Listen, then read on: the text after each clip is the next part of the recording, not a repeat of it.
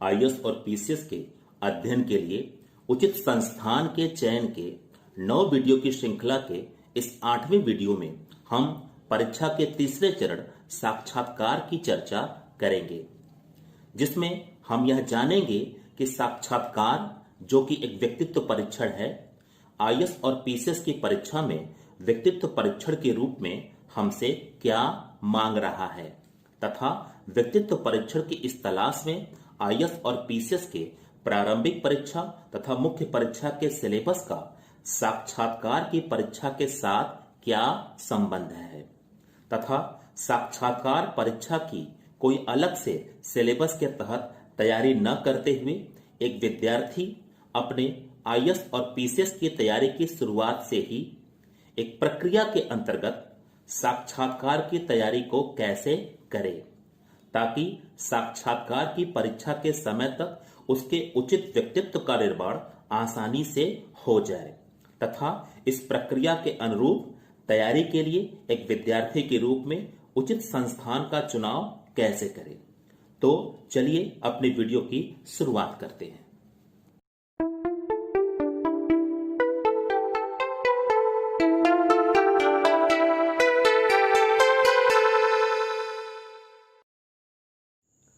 नमस्कार दोस्तों, मेरा नाम रितेश श्रीवास्तव है।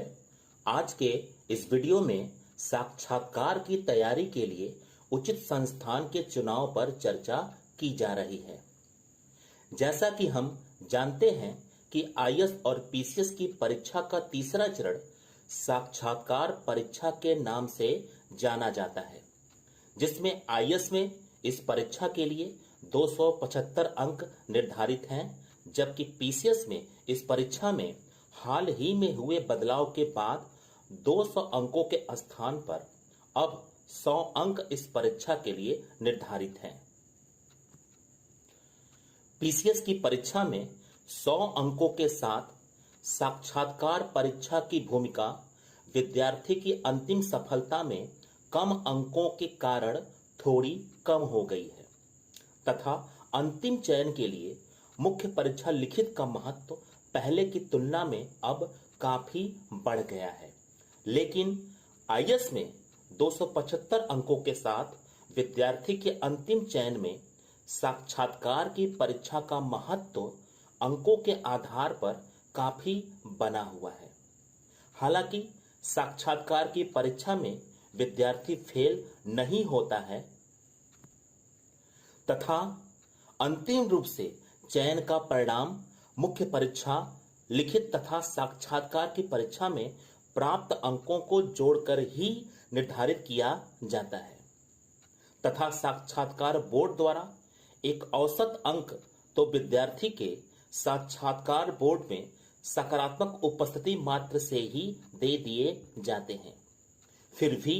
साक्षात्कार के अंकों में आईएएस में मेरी जानकारी में 275 में से 110 से 210 तक के बीच में अंक प्राप्त हुए हैं, अर्थात अंकों में 100 अंकों तक का अंतर देखा गया है।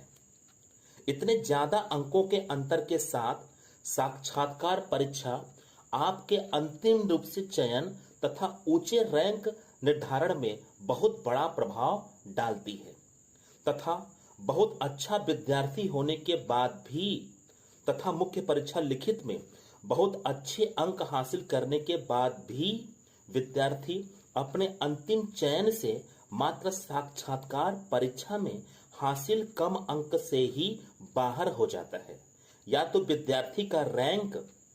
बुरी तरह से प्रभावित हो जाता है तथा इस स्थिति में जो विद्यार्थी साक्षात्कार के अच्छे अंकों के आधार पर आईएएस, आईपीएस, आईएफएस जैसे पदों को ऊंचे रैंक हासिल करने के बाद आसानी से प्राप्त कर सकता था, वही विद्यार्थी अब साक्षात्कार में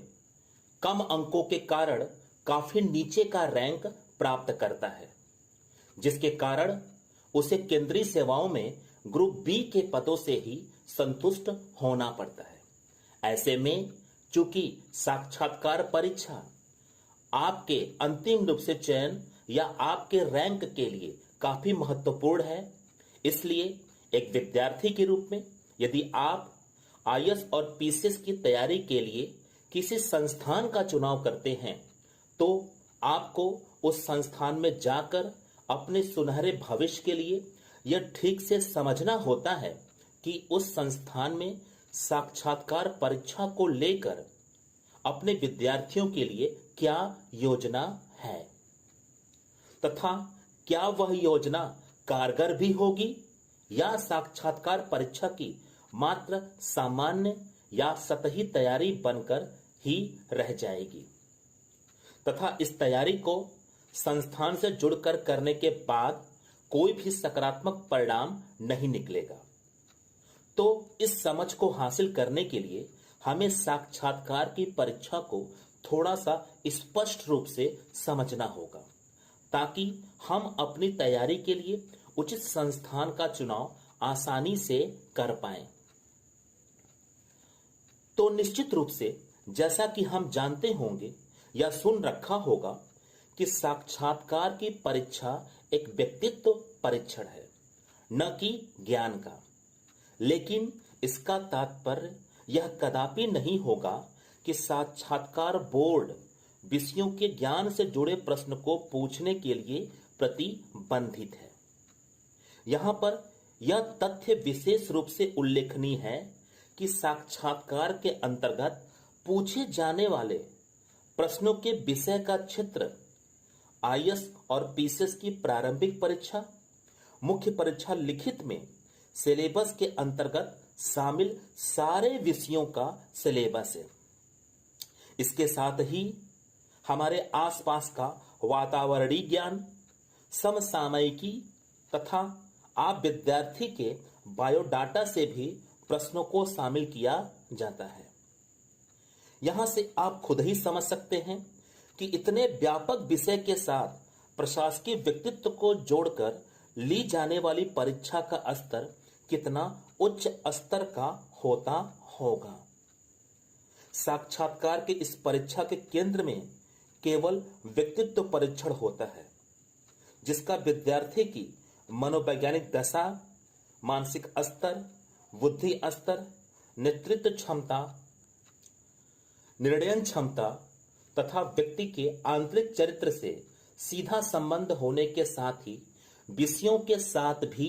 संबंध बना रहता है, क्योंकि सामान्यतः विद्यार्थी के मानसिक स्तर, बुद्धि स्तर, मनोविज्ञान, निर्णयन तथा नेतृत्व की क्षमता के परीक्षण के लिए प्रश्न जहां से निकाले जाते हैं वो हमारी आईएएस और पीसीएस की प्रारंभिक परीक्षा तथा मुख्य परीक्षा लिखित का सिलेबस ही होता है या इनसे किसी रूप में जुड़ा हुआ होता है। ऐसे में यह एक जटिल प्रश्न हो जाता है कि आखिर साक्षात्कार बोर्ड में प्रारंभिक परीक्षा, मुख्य परीक्षा लिखित में शामिल विषयों तथा समसामयिकी और आपके बायोडाटा से जुड़कर प्रश्न किस प्रकार से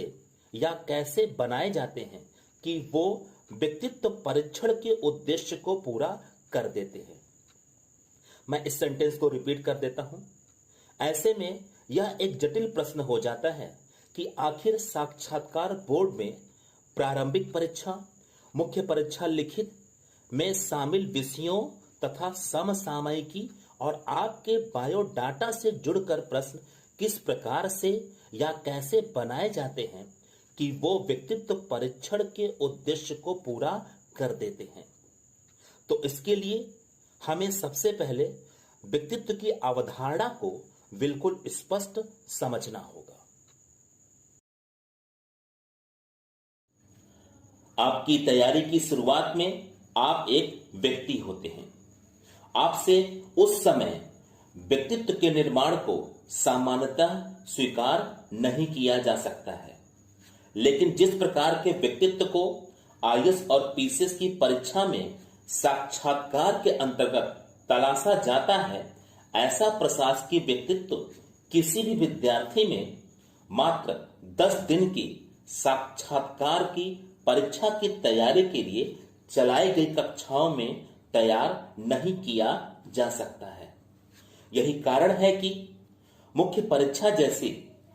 विशेषात्मक ज्ञान वाली परीक्षा में सफल होने के बाद भी विद्यार्थी साक्षात्कार बोर्ड में अपना दूसरा, तीसरा, चौथा, पांचवा, यहां तक कि 7वां या 8वां साक्षात्कार तक पीसीएस की परीक्षा में देते हुए देखे जाते हैं। इसलिए आज विद्यार्थी के लिए यह जरूरी है कि विद्यार्थी सिविल सेवा की परीक्षा की तैयारी की शुरुआत से ही साक्षात्कार की तैयारी की योजना को भी अनिवार्य रूप से शामिल करें। मैं इस सेंटेंस को फिर से रिपीट करना चाहूंगा। इसलिए आज विद्यार्थी के लिए यह जरूरी है कि विद्यार्थी सिविल सेवा की परीक्षा की तैयारी की शुरुआत से ही साक्षात्कार की तैयारी की योजना को भी अनिवार्य रूप से शामिल करें और अपने अध्ययन के लिए चुने गए संस्थानों में इसको जरूर तलाशें। लेकिन अफसोस है कि इतने गंभीर तथा महत्वपूर्ण क्षेत्र को सामान्यतः संस्थान अपने नियमित कक्षाओं में कोई भी जगह नहीं देते हैं तथा अपने विषयों की कक्षाओं में कभी कभी साक्षात्कार शब्दों या इससे जुड़े कुछ प्रश्नों को बताकर अपनी जिम्मेदारी को इस परीक्षा के प्रति पूरा समझ लेते हैं, जबकि संस्थान में विद्यार्थियों का एडमिशन पूरे कोर्स में प्रारंभिक परीक्षा से साक्षात्कार तक के लिए लिया गया होता है। संस्थानों के मार्गदर्शन की ये सारी दशाएं आपको आपकी परीक्षा के लिए भ्रमित करती हैं तथा आपसे आपका पैसा, श्रम तथा सबसे महत्वपूर्ण आपका कीमती समय भी बर्बाद कर देती हैं। इसलिए जब आप किसी संस्थान में अपनी आईएएस और पीसीएस की परीक्षा की तैयारी के लिए अध्ययन करना चाहते हैं और आपको प्रारंभिक परीक्षा से साक्षात्कार तक की पूरी तैयारी के लिए संस्थान में एडमिशन लेना है, तो अपनी तैयारी में आज के इस वीडियो के साक्षात्कार विषय के अंतर्गत जो चर्चा की जा रही है उसे अपने तैयारी कराने वाले संस्थान में उचित संस्थान के चुनाव के लिए जरूर तलाशें। इसके लिए साक्षात्कार से जुड़े इस वीडियो के महत्वपूर्ण जानकारी को अपने मस्तिष्क में बनाए रखें तथा इसके साथ ही यह जानने का भी प्रयास करें कि उस संस्थान में तैयारी की शुरुआत से ही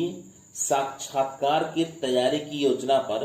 कैसे काम किया जा रहा है। इस संदर्भ में आपका संस्थान अशोका सीसेट आईएएस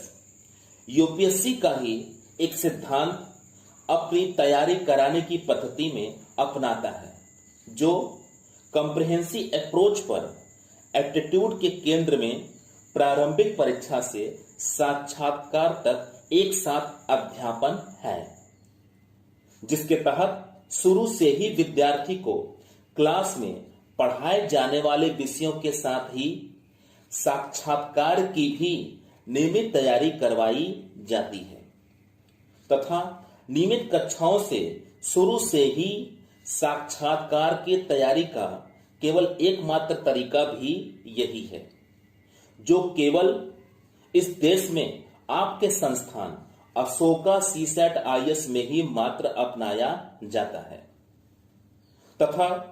इस कथन को खुले रूप में मैं एक चुनौती के रूप में भी कह रहा हूं। इस पद्धति पर तैयारी का परिणाम यह होता है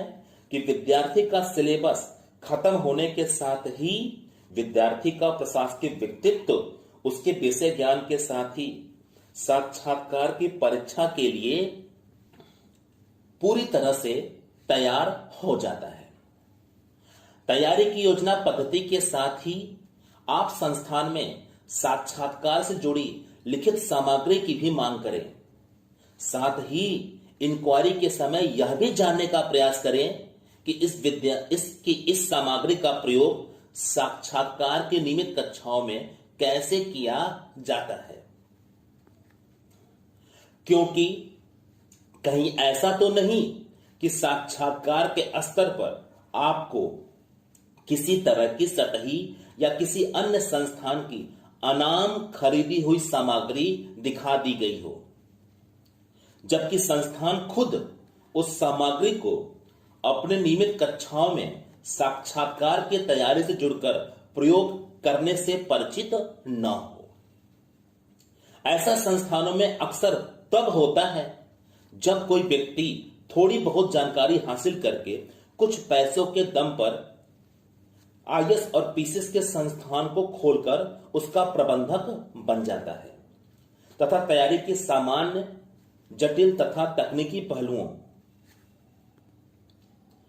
तथा सामग्री से उसका दूर दूर तक का कोई भी जुड़ाव नहीं होता है तथा न ही कोई भी एक ठोस समझ ही इस परीक्षा की तैयारी के लिए होती है